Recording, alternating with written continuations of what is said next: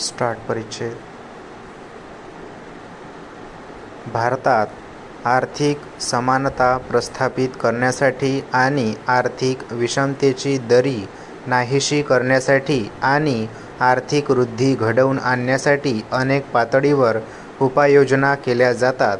उत्पन्नाचे समान वाटप करणे तसेच उत्पन्नाचे स्रोत सर्वसामान्यांना उपलब्ध करून देणे, समान कामासाठी समान वेतन देणे, कामाचे तास निश्चित करणे व योग्य मोबदला मिळवण्याचा हक्क प्रत्येकाला बहाल करण्यात आला आहे.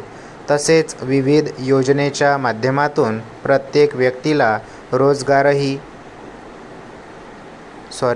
रोजगार हमी योजनेसारख्या योजनेतून प्राप्त करता येतो. प्रत्येक नागरिकांसाठी अन्न, वस्त्र व निवारा या किमान मूलभूत गरजा भागविण्यासाठी आर्थिक वृद्धीची समानता या घटकाला महत्त्व देण्यात आले आहे. या सर्व घटकांच्या अनुषंगाने माहिती अधिकाराला प्राधान्य देण्यात आले आहे. या कायद्यामुळेच आर्थिक घटकांना नियंत्रित केले जाते. परिच्छेद. भारताने कल्याणकारी राज्याचा स्वीकार केल्यामुळे प्रत्येक नागरिकांना विकासाची पुरेशी समान संधी उपलब्ध करून देण्यात येते. कल्याणकारी या शब्दासाठी आज सुशासन असा शब्दप्रयोग करण्यात येतो.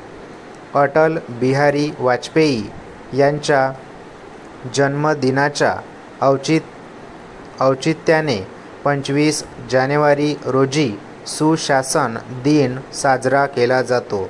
सुशासन म्हणजे एक आदर्श व चांगल्या दर्जाचे शासन होय.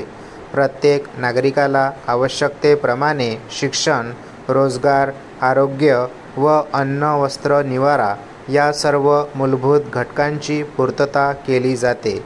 नागरिकांना सुखी, समृद्धी व प्रतिष्ठापूर्वक जीवन जगता यावे, नागरिकांच्या राहणीमानाचा दर्जा उंचावला जावा या अनुषंगाने सर्व सुखसुविधा नागरिकांना प्राप्त करण्याचा हक्क बहाल करण्यात आला आहे.